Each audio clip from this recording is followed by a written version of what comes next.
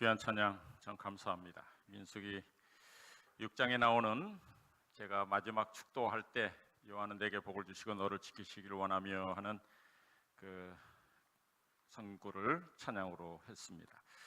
제가 그 마지막에 그 찬양 그 기도를 할 때 하나님께서 이렇게 축복하라 그 명하신 것이 바로 그 성경 구절입니다. 근데 여러분들이 아멘 소리가 크지 않은 거 보면 바람이 없는 건지 내용을 모르는 건지 잘 모르겠어요.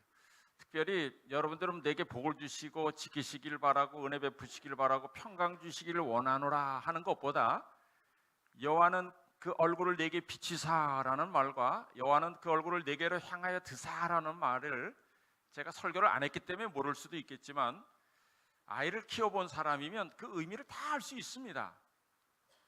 정말 연약한 아이에게 엄마가 아이를 쳐다보고 지켜보고 있다는 것 그 자체가 가장 큰 행복이에요. 하나님이 우리를 지켜보고 하나님이 우리를 어릴 때 그의 얼굴을 우리를 향해서 들고 계셔요. 우리를 보고 있다는 것 그 자체가 얼마나 큰 영광입니까? 감사한 일 아니에요? 그러므로 여러분 그 기도할 때 여호와는 그 얼굴을 내게 비추사 할 때 아멘 하시기 바라요. 오늘 찬양 귀한 찬양 정말 감사합니다. 오늘 오래됐지만은 그동안 사경에 한 번은 저희 교회하고 제가 또 갔다 오고 해서 제가 오늘 두 번째 시간입니다.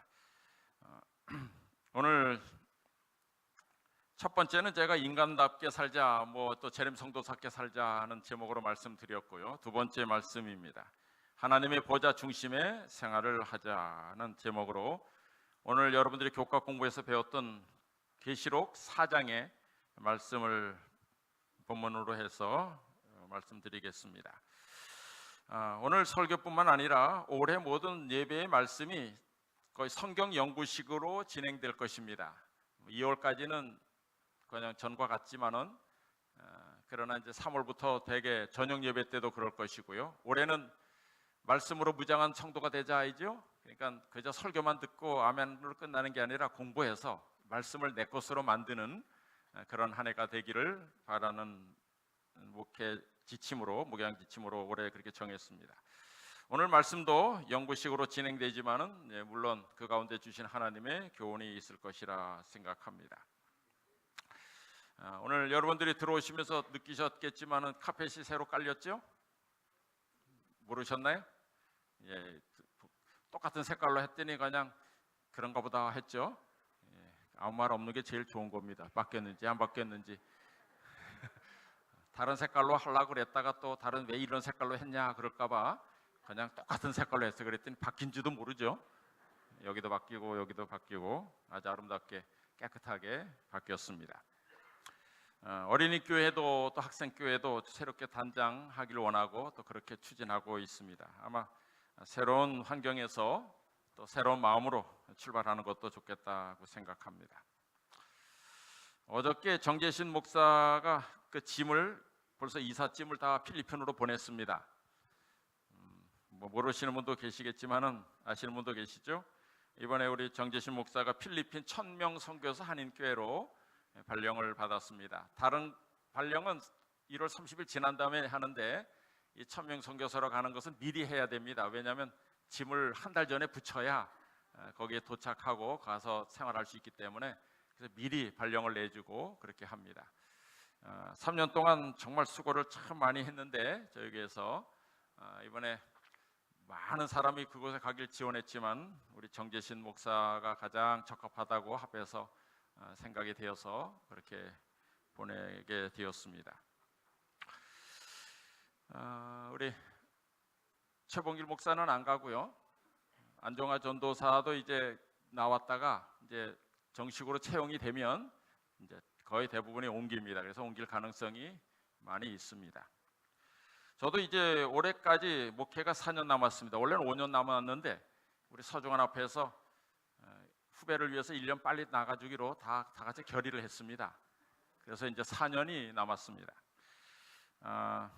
맨날 설교만 갈래 모본을 따르자 맨날 그랬기 때문에 말만 하지 말고 좀 나도 헤브론 산지 같은 곳에 가서 목회를 좀 마지막에 좀 해야겠다 이런 생각이 좀 있었습니다. 이렇게 되돌아보면 제일 처음에 인도건 교회 갔는데 거기도 처음에 70명이지만 2년 3년 지나면서 120명 30명 된 교회가 됐고, 뭐 그다음에 지난번 상록수 교회가 한 100명 되는 교회인데 그 외의 교회는 다 150에서 250명 교회에 목회했고, 500명 태경교회 같은 교회도 한 두 곳에서 목회를 했고, 그래서 참 많은 복을 누렸다 생각돼서 좀 조그만 교회 가서 마지막은 좀 봉사해야만 좋겠다. 갈렙처럼 헤브론 산지가 있는 안악자손 있는 헤브론 산지, 예? 그것이 안악자손이 뭘까? 요즘 빌딩 아파트 높은데 교회는 없는데 그런 데 가서 개척하면 좋겠다, 그런 생각을 오래전부터 하고 합회도 얘기하고 다 그렇게 했습니다. 이제 한 4년은 그렇게 하면 좋겠다 했는데, 올해 정재신 목사도 가고 안종아 전도사도 떠나는데 저까지 함께 떠나면 우리 최 목사 혼자 남아서 너무 힘들 것 같아서 올해는 아니다 하는 생각을 합니다. 그때 서운하신 분이 계십니까? 떠올려야 되는데. 예?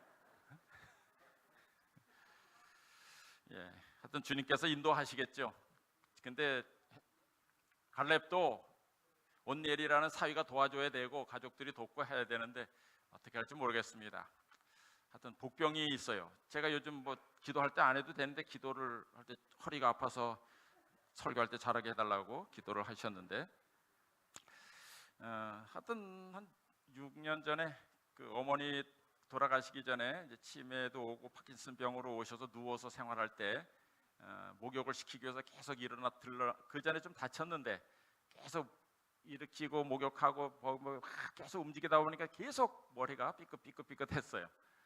그래도 뭐 좀 침 맞고 좀 괜찮아지면 좀 하고 또 그렇게 했는데 그때 아주 좀 고질병이 됐습니다. 그래서 여러 치료를 받았습니다. 침도 맞아보고 뭐 주사도 맞아보고 뭐 도수 치료도 해보고 물리치료도 해보고 뭐 여기저기 뭐 하여튼 뭐 여러 가지 해봤는데 요즘 이제 깨달은 게 하나 있습니다. 이게 사실 병을 알아봐야 허리 아픈 사람 사정을 알고 또 치료법을 강의할 수 있어서 좋은 것도 같아요.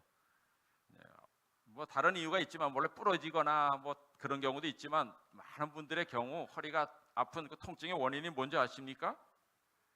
그 골반이 틀어지고 이제 척추가 쉬는 이유가 근육의 밸런스가 안 맞아서 그렇다는 것입니다. 근육이, 저 같은 사람 오른손으로 치는 사람 테니스를 좋아했는데 테니스를 치면 오른손 주고 오른발 주로 사용하는데 왼쪽을 주로 사용을 안 합니다. 오른쪽 왼쪽 다 스트레칭을 한 다음에 운동을 해야 되는데 주로 한쪽만 사용하니까 한쪽은 발달하고 한쪽은 죽습니다. 그러니 강한 근육은 이쪽을 잡아 당기고 한쪽은 힘이 없어서 밀려갑니다. 그러니까 이쪽이 잡아 당기면 같이 뼈까지 같이 틀어지는 것입니다. 그래서 아픈 것이 대부분의 허리 통증의 원인입니다. 가봤더니 그걸 풀어주는 방법이 어때는 뭐 지압으로 풀어주는 방법이 있는데, 최근에 우리 교회 우리 집사님 한 분이 하시는 거기 가봤더니 거기도 원리는 같아요. 그런데 거기선 치료법이 풀어주는 겁니다. 풀 때 어떻게 푸느냐? 스트레칭, 운동으로 푸는 것입니다. 굳은 근육을 풀어주는 겁니다. 그렇게 풀어줘서 밸런스를 맞춰주면 허리가 이렇게 돌아온다는 것입니다. 그래서 그걸 하고 있어서 많이 좋아지고 있습니다. 아직도 좀 많이 아프지만 그렇게 치료받고 좋아지면 또 제가 계획한 대로 갈렙의 길을 갈 수 있을지 모르겠습니다. 목사의 전하는 말씀도 균형이 맞아야 한다고 생각합니다. 너무 하나님의 사랑만 강조해도 안 되고 또 공의만 강조해도 안 되겠죠. 율법만 강조해도 안 되고 또 그렇다고 은혜만 또 강조해도 안 됩니다. 균형을 맞춰야 됩니다. 비와 햇빛이 합쳐질 때, 비가 내리고 거기 햇빛이 쬐릴 때 밀방울에 구름 무지개가 되는 것처럼 여러분들이 하나님의 공의와 사랑이, 은혜가 합칠 때 아름다움이 있죠. 그러기 위해서는 목회자도 말씀을 전할 때 아주 한편으로 치우치지 않게 균형진 말씀을 전해야 되겠다 하는 것을 제가 허리를 통해서 깨달았습니다. 만약 한쪽으로 너무 치우치면 우리 교인 모두를 허리 통증 환자로 만들 수 있겠구나 하는 생각이 들었어요. 그렇다고 해서 중간 간다 그래서 대충 해서는 안 됩니다. 피레 같은 설교를 해서는 안 된다 그래. 피레 아십니까? 피레? 우리는 뭐 잘 모르시죠. 피레가 뭐냐면 그 뭐 고기든 채소든 막 갈아가지고 만드는 뭐 중간에 넣는 소스도 만들지만 그걸로 만든 죽같이 만든 겁니다. 뭐 맛은 있을지 몰라도 식감도 없고 흐물흐물한 게 피레입니다. 대통령의 연설물들이 되게 피레 같다 그래요. 왜 그런지 아십니까? 사실 대통령이 강력하게 원고를 써서 이렇게 쫙 발표를 하려고 하면 밑에 참모들이 다 읽어봅니다. 자기 부서에 해당되는 걸 다 물어보면서 조금씩 다 고칩니다. 고치는데 흠잡히지 않을 만큼 다 고칩니다. 그래가지고 나중에 발표하는 거 보면 다 두리뭉실 피레 같아요. 뭔가 딱 부러지는 게 없어요. 그래야 흠잡히는 게 없기 때문에 그렇답니다. 이해하십니까? 정치를 그렇게 해야 됩니다. 2 더하기 2는 뭐냐? 그러면 5, 4다 이렇게 대답하면 절대로 안 됩니다. 2 더하기 2는 뭐예요? 4쯤 된다 그러든지 3하고 5 중간이다 이렇게 말을 해야 됩니다. 그래야 흠이 안 잡힙니다. 그러나 목회자의 설교는 그렇게 하면 안 되죠. 옛날 그 로널드 레이건 대통령의 연설문 작성해준 그 패기 누난이라는 사람이 있는데 그 사람이 한 말입니다. 대통령 연설문은 피레다 그랬어요. 고기 갈아서 채로 걸러서 걸쭉하게 만든 음식이지만 부드럽지만 밍밍하고 식감도 없는 것이 피레. 그런 얘기를 했습니다. 그러나 이 목회자는 어떻게 해야 됩니까? 때로는 직설적으로 말씀을 전해야 합니다. 죄를 지적하기보다는 돌려서 말해주기를 바라는 사람이 많이 있겠지만은 그러나 증언의 말씀에 보면 모든 교회는 분명한 나팔 소리를 내는 명확하고 예리한 증언이 필요하다 그랬어요. 또 고린도전서 14장 8절에도 만일 나팔이 분명치 못한 소리를 내면 누가 전쟁을 예비하리요 그랬어요. 그저 좋다 좋다 평안하다 안전하다 이런 얘기를 하는 것이 아니라 때가 되면 바르게 경고하고 나팔 소리 같이 분명한 소리를 목사가 내야 한다는 것이죠. 화이또 이사야 58장 1절에 있는 말씀을 이렇게 주석했습니다. 크게 외치라 아끼지 말라 내 목소리를 나팔같이 날려 내 백성에게 그 허물을 야곱 집에 그 죄를 고하라. 그들이 비록 하나님의 백성이라고 야곱의 집이라고 불리우지만 또 그들이 하나님과 연결되어 있고 순종하며 하나님과 교통한다고 고백하기는 하지만 그들은 하나님으로부터 멀리 떠나 있다. 그들에게는 놀라운 특권들과 약속들이 주어졌지만 그들은 믿음을 배반하였다. 아첨의 말은 한마디도 섞지 말고 그들에게 이 기별을 보내야 한다. 설교하는 사람은 아첨하는 말을 하면 되지 않습니다. 바른 기별을 전해야 되는 것이죠. 자, 서로는 그만큼 말씀드리고 이제 본론으로 들어가겠습니다. 계시록 4장의 배경은 이런 것입니다. 예수님께서 이제 부활하신 다음에 며칠 동안 함께 계셨죠? 40일간 함께 하셨어요. 그리고 승천하셨습니다. 며칠 뒤에 오순절이 왔나요? 한 8일 후에 7, 8일 후에 왔습니다. 그때 하늘에 올라갔습니다. 올라가서 이제 바로 즉위식에 간 겁니다. 계시록 4장에는 예수님의 이름이 나오지 않아요. 5장에 예수님에 대한 이야기가 나옵니다. 5장에 즉위식을 하기 전에 4장에는 하늘 보호자에 대한 설명이 나옵니다. 하늘 보호자는 어떻고 그다음 보호자 주위에 누가 있고 이 설명을 하는 것입니다. 그 다음에 이제 5장에 넘어가서 예수님께서 이제 그 인봉한 그 두루마리를 받는 이야기가 나오죠. 자, 여기에 있는 말씀을 다시 한번 읽겠습니다. 2일 후에 내가 보니 하늘에 열린 문이 있는데, 근데 이 열린 문은 그냥 사람들이 생각 않고 읽으면 뭐 하늘 가는 문이 열려 있지, 항상 열려 있지, 그게 아니에요. 이건 하늘 가는 문을 말하는 것이 아니라 보호자에 나가는 문이 열려 있다는 것입니다. 하나님의 보호자로 날아가는 문이 열려 있습니다. 내가 들은 바 처음에 내게 말하던 나팔 소리 같은 그 음성이 가로되 이리 올라오라. 이후에 마땅히 될 일을 내가 내게 보이리라 하시더라. 앞으로 될 일을 보이는데 그것이 이제 우리가 다음 주에 배울 여러분이 7인에 대해서 나오죠.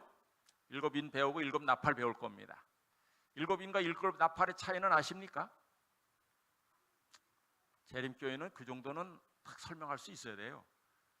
7인과 7나팔은 7인은 하나님의 백성들에 관한 이야기예요. 하나님의 백성이 7교회에서부터 예루살렘까지 가는 과정 속에 겪는 그 모든 환난, 때로는 뭐 격려 이런 것이 나온 게 7인이고 7나팔은 하나님의 백성을 괴롭히는 악인들의 심판, 악인들에 대한 예언이 나오는 것이 일곱 나팔이에요. 일곱 이는 누구에 대한 예언? 하나님의 백성. 일곱 나팔은 악인들에 대한 겁니다. 예, 그 정도는 알고 여러분 이제 다음 주, 그 다음 주 공부를 하시면 좋겠습니다.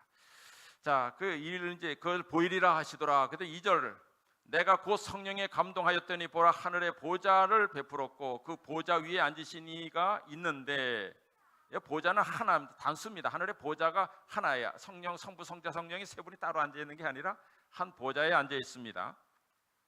앉으신 이의 모양이 벽옥과 홍보석 같고 또 무지개가 있어 보좌에 돌렸는데 그 모양이 녹보석 같더라. 또 보좌에 둘려 24 보좌들이 있고 그 보좌들 위에 24 장로들이 흰 옷을 입고 머리에 금 면류관을 쓰고 앉았더라 그랬습니다.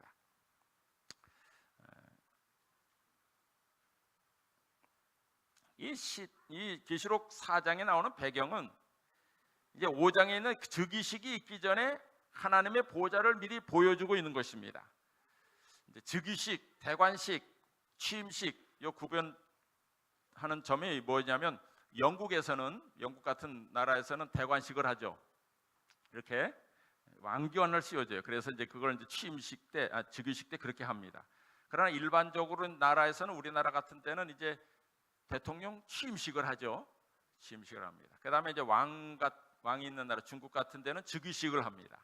그런 차이가 있습니다. 근데 즉위식과 이제 대관식이 뭐냐면 예수님께서 이제 하늘에 올라가서 보좌에 앉으셨지만 대관식을 하지 않았어요. 예수님은 두 가지를 다 하십니다. 대통령이 당선된 사람이 이제 청와대에 들어가 앉았지만은 이제 저기 국회의사당 앞에 가서 이제 큰 취임식을 하기 전과 같은 거예요. 대관식을 왜 미뤘을까요? 원래는 예수님께서 승리하고 올라가시면 바로 대관식을 거행하려고 했습니다. 근데 왜 미루셨을까요? 대관식을 안 하고 즉위식만 했죠?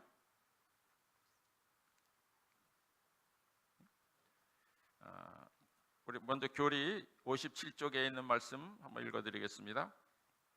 그리스도는 은혜의 왕국을 세우셨다. 곧이어 높임을 받으심으로 그분의 겸비는 끝났다. 승천하셨을 때 그분은 하늘에서 당신의 아버지 보호자를 함께 하시고 제사장과 왕으로 즉위하셨다. 즉위하셨다 그래요.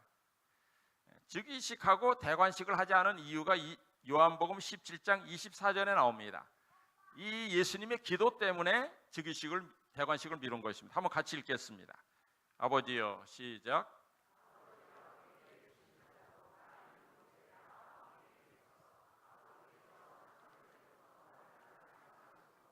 내게 주신 나의 영광을 저희로 보게 하시기를 원하옵나이다. 여기에 아주 참 깊은 그 신학 사상이 많이 들어 있습니다. 아버지여, 내게 주신 자도 나 있는 곳에 나와 함께 있어. 내게 주신 자가 누구예요? 예수님의 십자가의 보혈 공로로 말미암아 구원받은 하나님의 백성들을 말하는 거예요. 그들이 나와 함께 있어. 아버지께서 창세 전부터 나를 사랑하심으로 내게 주신 나의 영광. 그게 뭐예요? 이 지구를 창조하기 전에 이미 하나님께서, 아버지께서 예수님에게 주신 영광이 있다 그랬어요. 그게 뭔지요? 지난번 우리 사경회 때도 배웠는데 이미 예수님께서는 이 지구가 타락한 다음에 우리를 위해서 돌아가실 걸 계획하셨어요? 아니면 그 전에 계획하셨어요? 예, 그 전에 계획하셨어요.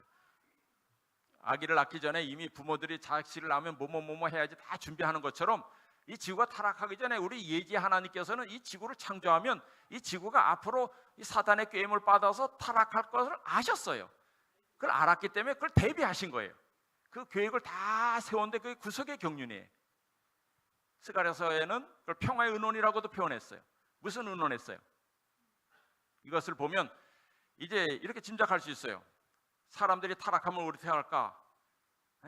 다시 없애고, 하나님은 능력이 많기 때문에 죄지면 그냥 없애버리고 다시 또 창조하면 되죠. 그럴 수 있습니다. 루스벨이 타락해야 하면 루스벨도 없애버리면 됐어요. 그러나 안 없앤 이유가 뭐예요? 만약 없앴다면 정말 루스벨이 주장한 대로 하나님은 정말 율법주의적인 사랑이 없는 하나님, 그런 하나님으로 낙인 찍힐 수 있어요. 그래서 그 모든 죄가 드러날 때까지 기다리신 거죠. 그러면 인간들은 어떻게 할 것이냐? 그때 예수님께서 나서셔가지고 그렇다면 제가 그들의 지은 죄값을 제가 대신 지불하겠습니다. 그것이 십자가에 죽는 큰 고통이 있는 걸 아시지만 내가 그들을 위해서 그렇게 하겠습니다. 그럴 때 아버지께서 만약 당신이 그렇게 성공한다면, 제가 당신이라고 말하는 걸 이해하세요? 거기 아들이요 이렇게 말 안 하고 삼위는 동등하신 분입니다. 아버지, 아들, 성령은 우리가 이해하기 쉽게 신인, 동성, 동격적 표현으로 쓴 것뿐이에요. 이해하기 좋게. 당신이 만약에 그렇게 한다면 당신은 만왕의 왕 만주의 주로 높임을 받을 것입니다 라는 약속을 하신 거예요.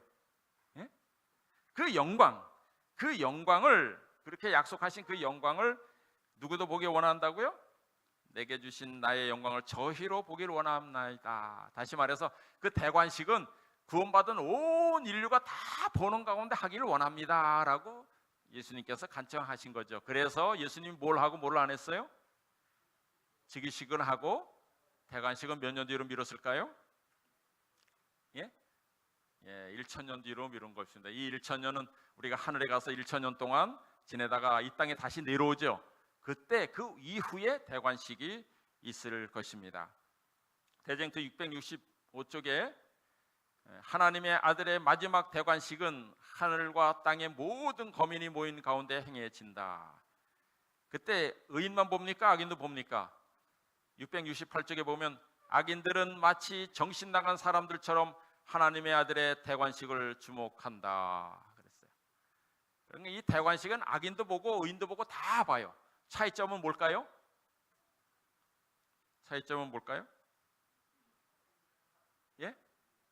많은 차이점이 있죠. 이 성 안에 있는 사람들은 성 안에서 보는 것과 성 밖에서 보는 게 차이가 제일 큰 거고, 성 안에 있는 사람은 이미 영생의 몸을 가지고 보지만은 성 밖에 있는 사람은 이 땅에 살던 그 모습으로 부활해서 그 악인의 모습, 인간의 모습으로 그걸 쳐다보죠.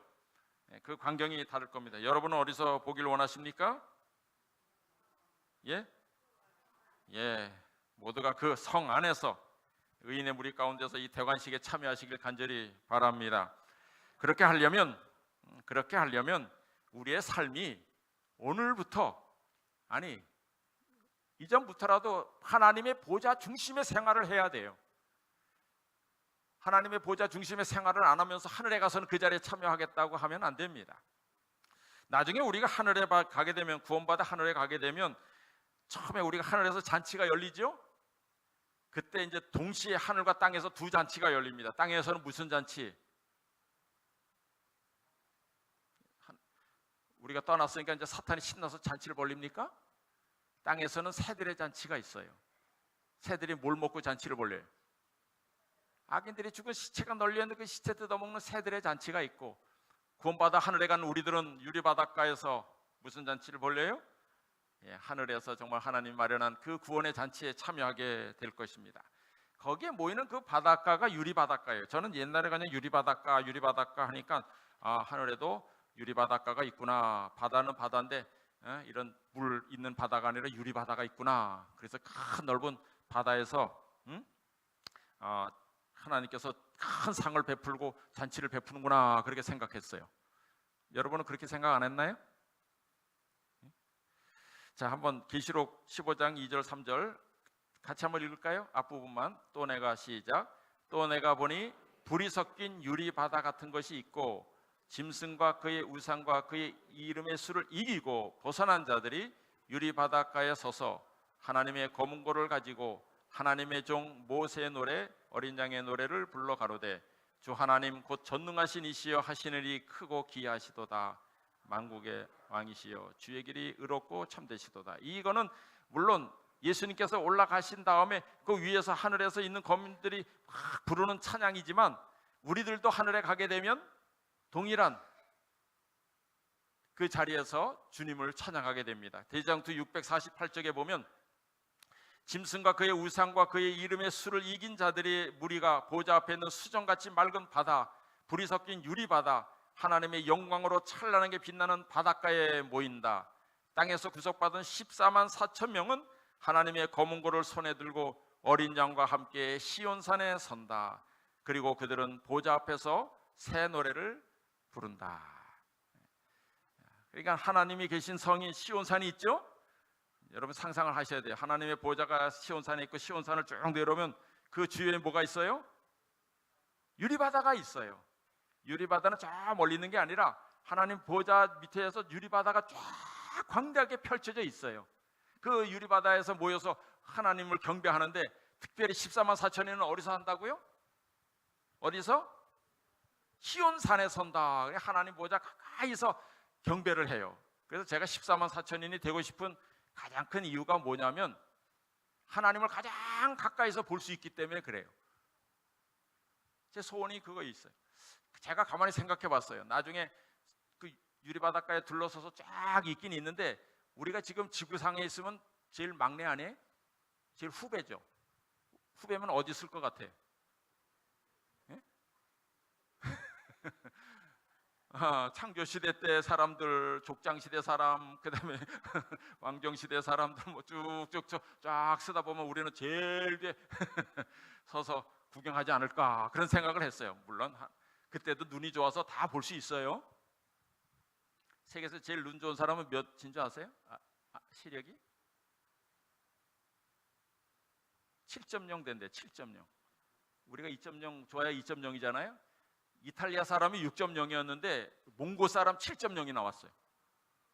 7.0 정도 되면 저기 4km 심리 바깥에 있는 사람이 나무 뒤에 숨었는데 머리를 이쪽으로 내밀었는지 이쪽으로 내밀었는지 본대요.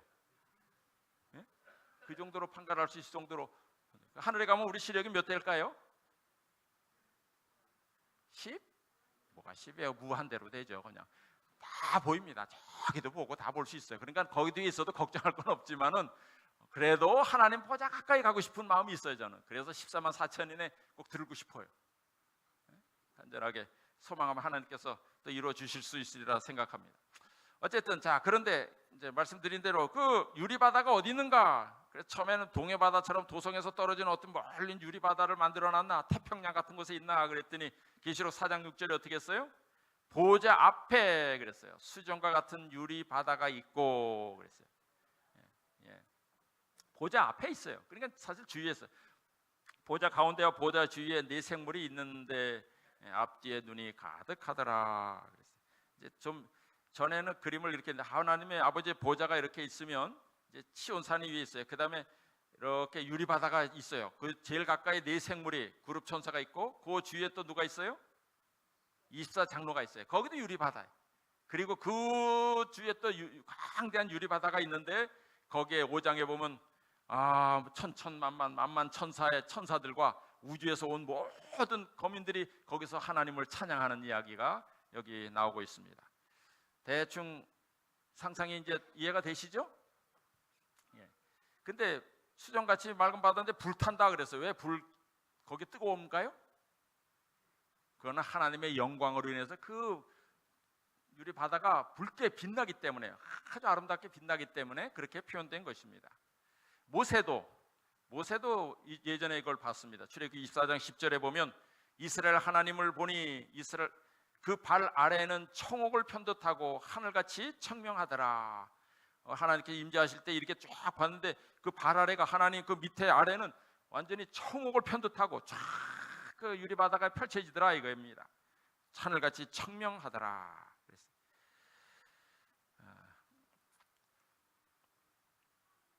그 유리바다 한가운데 하나님의 보좌가 있습니다. 그러면 이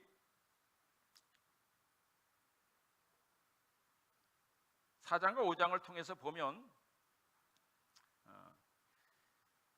여러분들이 쭉 읽으면서 보면 이 보좌와 관련된 묘사가 17번 나옵니다. 몇 번 나온다고요? 이 보좌가 성경에 수없이 많이 나와요. 근데 계시록 4장 5장에 보좌라는 말이 19번 나오고, 그러나 그 보좌에 관련된 묘사가 17번 나옵니다. 다시 말해서 한번 예를 들어 보면, 보좌 둘레, 보좌 주위에, 보좌로부터, 보좌 앞에, 보좌 가운데, 뭐 이렇게 아주 이 보좌를 중심으로 하는 그런 표현이 17번이나 나오는 걸 알 수 있어요. 이렇게 얘기가 나오는 것은 뭐 하라는 겁니까? 우리의 신앙도 늘 하나님 보좌 주위에서 살아야 되고, 하나님 보좌 앞에 살아야 되고, 보좌를 중심으로 살아가야 된다는 거예요. 다시 말해서 이 말은 늘 하나님을 경배하는 심령으로 살아가야 된다 이것입니다. 어디에 있든지 주님의 보좌를 생각하는 마음으로 그렇게 살아가야 된다는 것이죠. 그런 삶을 기뻐하는 자가 하늘에 들어갈 수 있는 것입니다. 지난 사경회 때 현 목사가 누차 강조한 거 이거잖아요. 하늘에 적합한 사람이 하늘에 들어갑니다. 왜 악인들은 하늘에 안 데려간다고요? 데리고 가봤자 그들은 불평해요. 힘들어합니다. 하늘에 가면 다 길이 뭘로 깔렸어요? 정금으로 깔렸어요.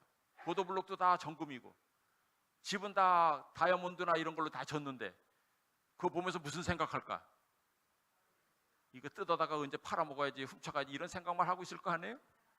거기 가도 불편하니까 안 들고 가는 거예요.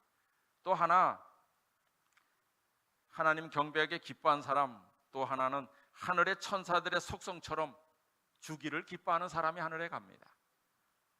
천사들은 뭘 기쁨으로 삼는다 그랬어요? 주는 것을 그들의 기쁨으로 삼는다 그랬어요. 이 땅에 살면서 주는 것을 기쁨으로 삼지 않는 사람은, 주는 기쁨이 없는 사람은 하늘에 속한 사람이 아니에요.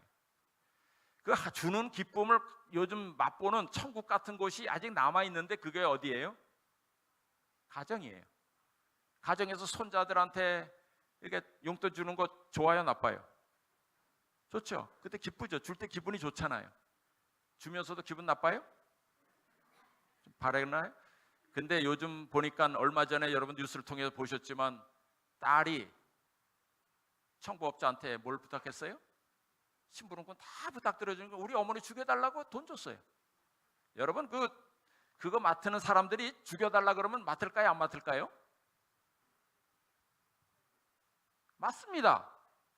죽여달라는 일도 맡아요. 처음에 2천만 원 달라, 죽여주겠다. 근데 안 줘. 조금 모자란다, 더 달라. 2천만 원 또 주고 나중에 6천만 원 받았어요.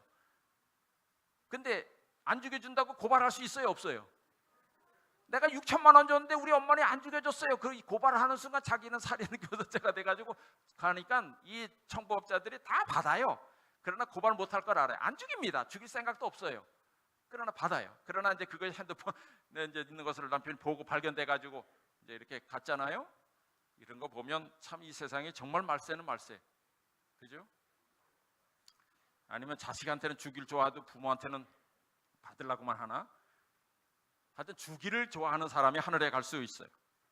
이것을 좀 넘어가서 하나님의 보좌를 꼭 요한만 본 건 아닙니다. 옛날 미가야라는 선지자도 하나님의 보좌를 받고, 이사야도 보좌를 받고, 다니엘도 보좌를 받습니다. 그 표현들이 다 비슷합니다. 하나님의 보좌를 본 사람은 요한뿐만은 아니에요. 그러나 요한은 하나님의 영광스러운 광채에 초점을 맞췄습니다. 자, 보니까 하나님의 보좌를 이렇게 설명했는데 여러분 이해를 하셨나 모르겠어요. 앉으신 모양이 뭐와 뭐 같아요? 벽옥과 홍보석과 나중에 그 두른 게 녹보석 같더라 그랬어요. 이 벽옥과 홍보석에, 이 벽옥은 다이아몬드고 홍보석은 요즘 말로 루비예요. 루비. 가장 비싼, 이 보석은 그 당시에 가장 보석 중에 대표하는 보석이었어요. 그러니까 하나님의 모습이 보석 같다 이 말입니까? 보석처럼 생겼어요? 아니고 하나님의 앉는 자리에는 하나님을 볼 수가 없었어요. 거기서 광채가 나오는 것만 본 거예요. 광채가 나오는데 마치 정말 다이아몬드와 그 루비와 함께 있는 가운데서 나오는 빛이 얼마나 휘황찬란하고 멋있어요. 그처럼 보였다라는 표현이에요. 하나님의 모습이 뭐 보석 같다 이거야 아니고 그저 빛만 본 것입니다. 빛만. 근데 이제 이 벽옥과 홍보석과 녹보석은 신학적으로는 구약 시대의 그 대제사장 가슴에 달린 그 판결 흉패 중에 첫 번째와 마지막 거예요. 첫 번째는 루벤 지파 거잖아요. 마지막은 베냐민 지파 거고. 그러니까 루벤 지파를 대표하는 거는 벽옥이고, 그 홍보석은 베냐민 지파 거예요. 그다음에 이제 둘린 그 녹보석은, 녹보석 같다는 표현은 넷째 아들인 그 유다 지파를 대표합니다. 자,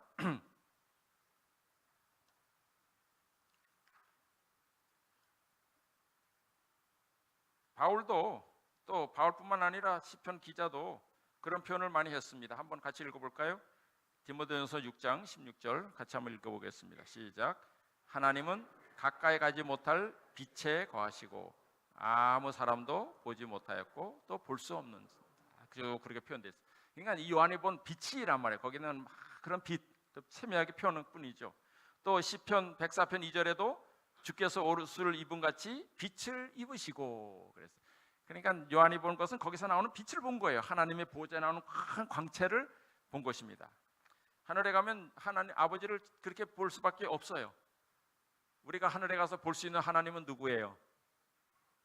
예? 예수님이에요.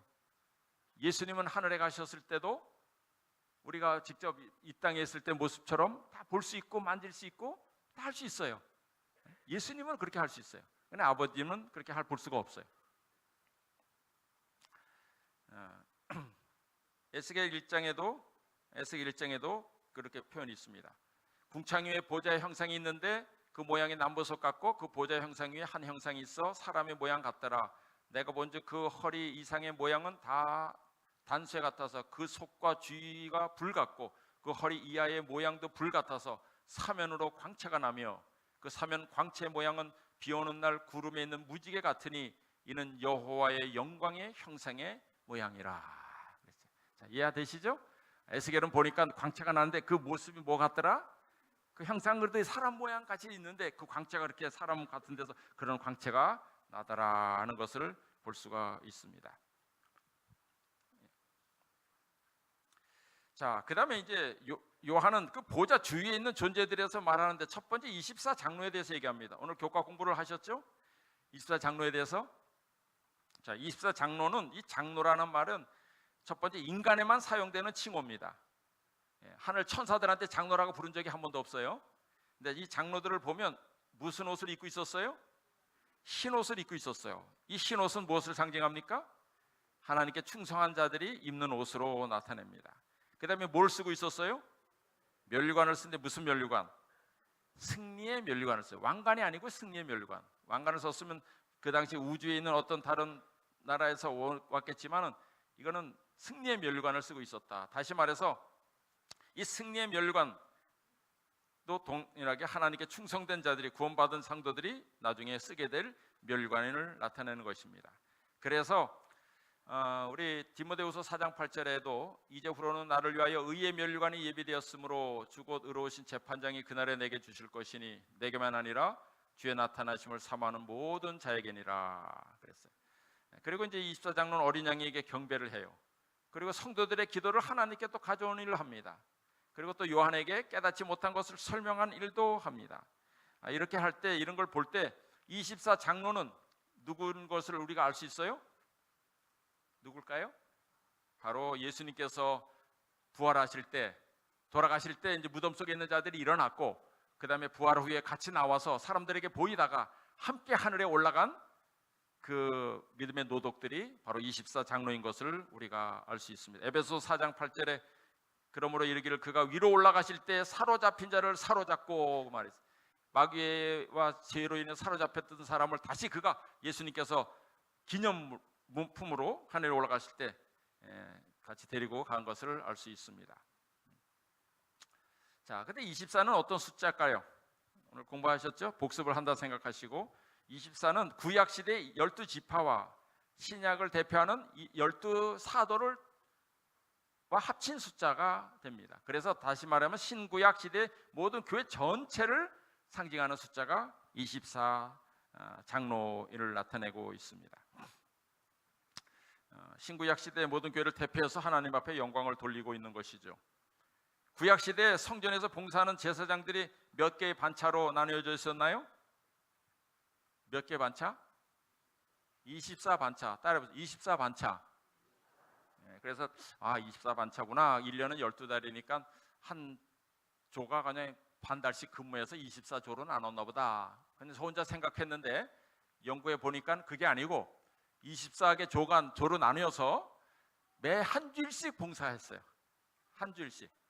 한 주일씩 봉사하고 한 주일씩 봉사하고 한 주일씩 봉사해서 그때마다 그 조마다 수석 제사장이 있어서 그 사람이 지도했어요. 그때마다 봉사하는 찬양하는 찬양대도 다 따로 있었어요. 그러니까 찬양대도 24개고 수석 제사장 장로도 또 24분이 있고 그렇게 했음을 우리가 성경을 보면 알 수 있습니다. 열왕기하에 나오는데, 예. 자, 그 다음에 24장로 앞에는, 바로 그보다 앞에는 누가 있을까요? 누가 있죠? 예, 아까 말한 네 생물이 있습니다. 네 생물. 여기서 네 생물이라 그랬어요. 어떤 빙 존재가 있다는 말이에요. 영어로 말하면 그 앞에 눈이 가득하더라. 눈이 막 가득한 존재가 있는데 무슨 모양 같아요? 첫째는 사자 같고, 둘째는 송아지 같고, 세 번째는 사람 같고, 네 번째는 독수리 같다. 사자는 짐승의 왕이죠. 왕을 표상해요. 송아지는 뭐예요? 일을 하죠. 봉사하는 종의 형상을 나타내요. 사람은 인자를 나타내요. 독수리는 하늘에 날아서 신을 표현해요. 그것이 이제 우리 사복음서에 나타나는 모양인데요. 자,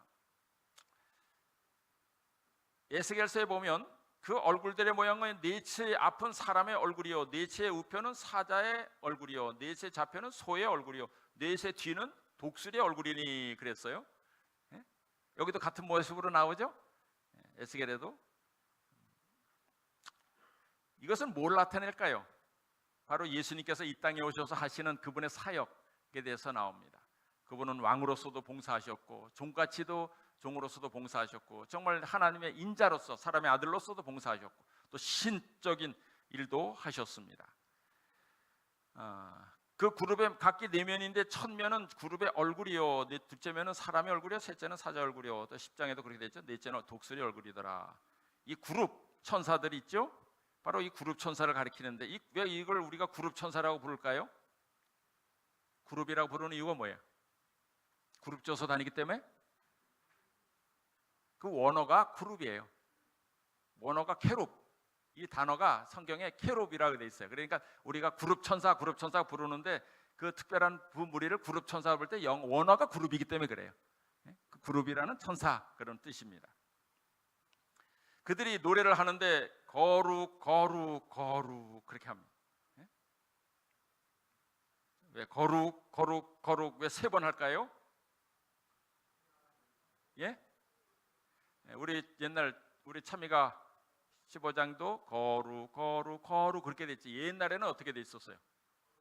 거룩 거룩 하다 뭐 거룩 거룩 하다 이렇게 돼 있었죠. 근데 이제 이번에는 바꿨습니다. 성경적으로 거룩 거룩 거룩 세 번을 놓습니다. 왜 그럴까요? 그 첫째 이유는 삼위 하나님을 찬양하는 거예요. 성부, 성자, 성령. 그러나 또 두 번째는 여기 이야기하고 있어요. 뭐라고 하고 있어요?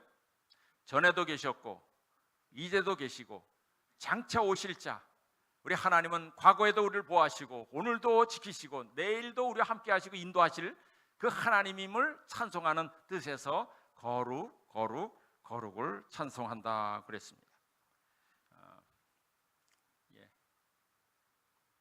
뭐 사자, 사람 이런 거 있고요. 자, 넘어가겠습니다. 자, 그 다음에 그 주위에 그것을 끝나는 게 아니라 이제 4장에서는 그렇게 끝나지만 5장에 가면 그 마지막 유리바닷가에 만만천천의 천사와 거민들이 있습니다. 그 시대의 소망에 보면 그 예수님 모일 때 거기에 왔던 만만천사는 천사들뿐만 아니라 우주에 있는 거민들이 예수님을 축하하기 위해서 모였다. 그렇게 기록하고 있습니다. 나중에 그 자리에 우리가 서서 주님을 뵙게 될 것이고 거기서 우리 주님을 찬양하게 될 것입니다. 자, 그러므로 다시 한번 강조합니다. 우리의 생활은 하늘 거민들이 지금 그렇게 하고 있는 것처럼, 내 생물과 24장로가 그렇게 하고 우주 거민이 그렇게 하는 것처럼 우리도 예수님을, 하나님의 보좌를 우리 생활의 중심으로 모시고 살아야 됩니다.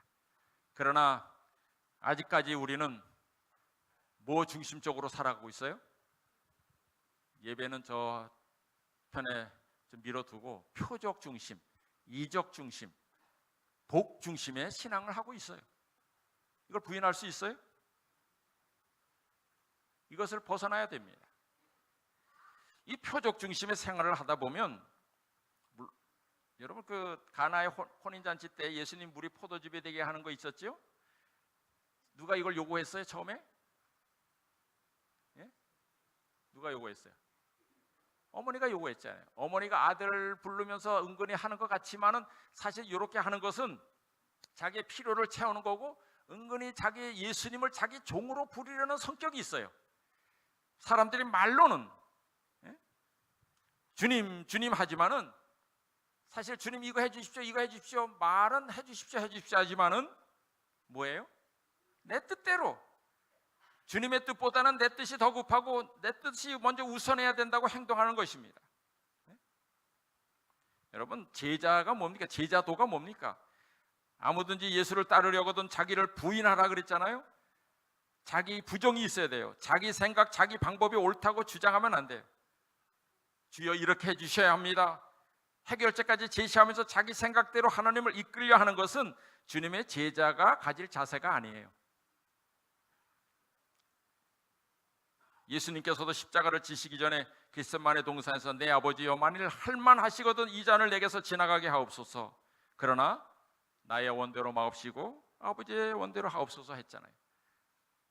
하나님 보좌 중심의 생활은 그런 기도를 올려야 됩니다. 그런 마음으로 그렇게 살아가면 주님께서 다 책임져 주셔요. 첫날 제가 말씀드린 거 기억하시나요? 새는 흔들리는 나무 가지에 앉아 있어도 뭐가 있기 때문에, 뭐가 있는 걸 알기 때문에, 날개가 있는 걸 알기 때문에 그가 두려워하지 않는다 그랬어요. 노래할 수 있다. 걱정하지 마십시오. 여러분 사는 동안 하나님 보좌 중심으로 살고 그렇게 살면 하나님이 알아서 다 책임져 주십니다. 어디 가니까 이런 팻말이 있어서 하나 찍어왔어요. 한번 같이 읽어볼까요? 시작.